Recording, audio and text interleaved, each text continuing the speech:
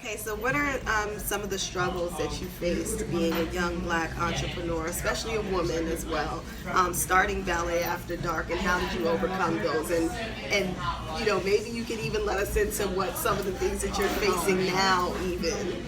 Some of the issues. Entrepreneurship is pretty much a man's world. Pretty much a man's world. Even if you develop a service that is geared towards women, right, right, it's still pretty much a man's world. Mm-hmm. I am starting to find that there's a lot of competition, even if you offer something completely different. A lot of the struggle right now has a lot to do with the fact that I am fairly new. To most people, I seem to have popped up on the scene out of nowhere. Okay. And I've gained a lot of momentum out of nowhere to most people.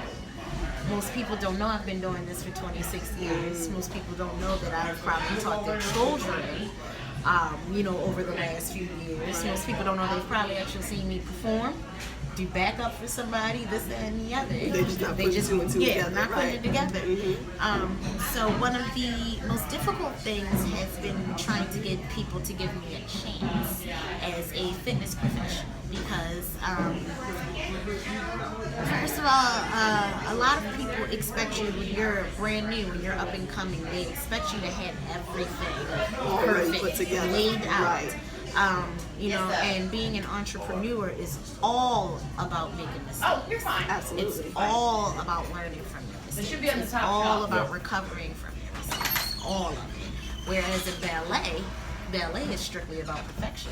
Absolutely. Every step, every single step. It's right. about perfection. It's about detail. It's about technicality. Right. So, I mean, I have this really odd pulling happening, because on one side of me, I know that I have to allow for shit to happen. That's right. I have to allow for me to fuck this money up. Right. I have to allow for me to have misread this contract. I have to allow for these things to happen. Exactly. But then on this side, the bunhead is saying, God damn it.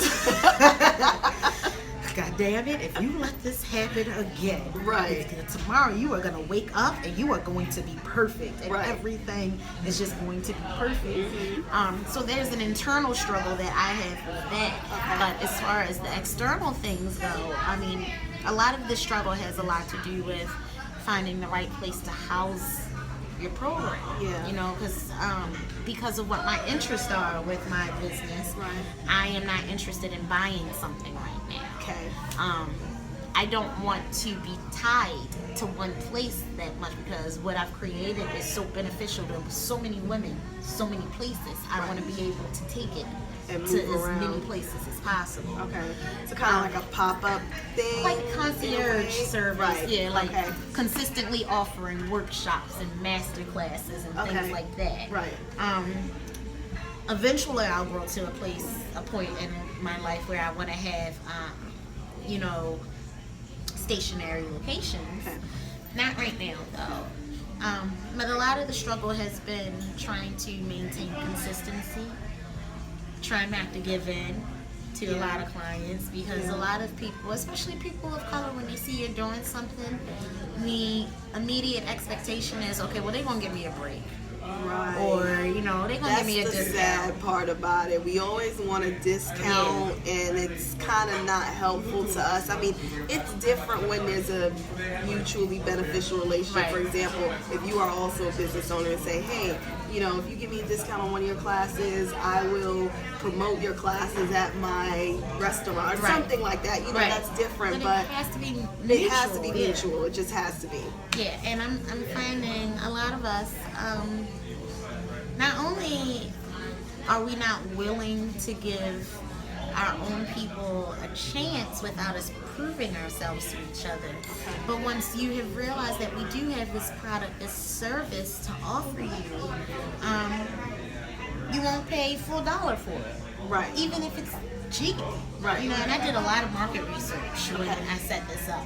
I looked at all of the programs in the area. I looked at their rates. I looked at the services they were offering. Okay. I looked at their teachers. I wanted to know, what are the staff's credentials? Like, if they're teaching bar, do they come from a dance background? Do they come from a gymnastics background at least? Like, where does their knowledge come from? Not just a course, Right. where they can get certified through Quick. somebody's Right. fitness class. Exactly. So I did all of this. I looked into all of this. I mean, all of the studios in the DMV area that offered bar or ballet inspired. I mean, I looked at all of Extensive, them. right, Yeah. research. I've been doing this, developing this for almost 3 years. Okay. It just took me some time because of other things. I had my own projects going on and my own work and things like that, to pick a time for me to actually launch.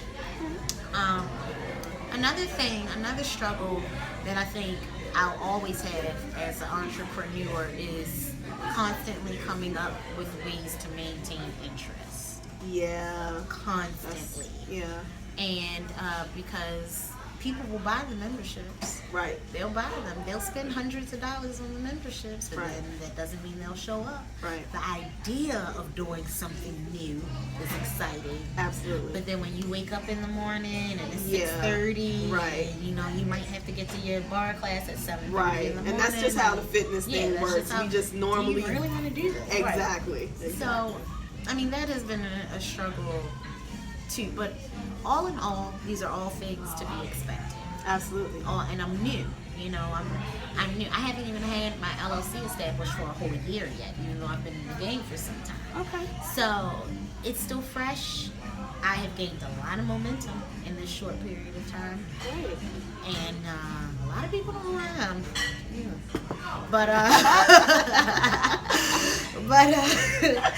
it's difficult, but it's a good journey. That's It's good. very exciting. Struggles make the Yeah. journey positive in the end. I think. Yeah, and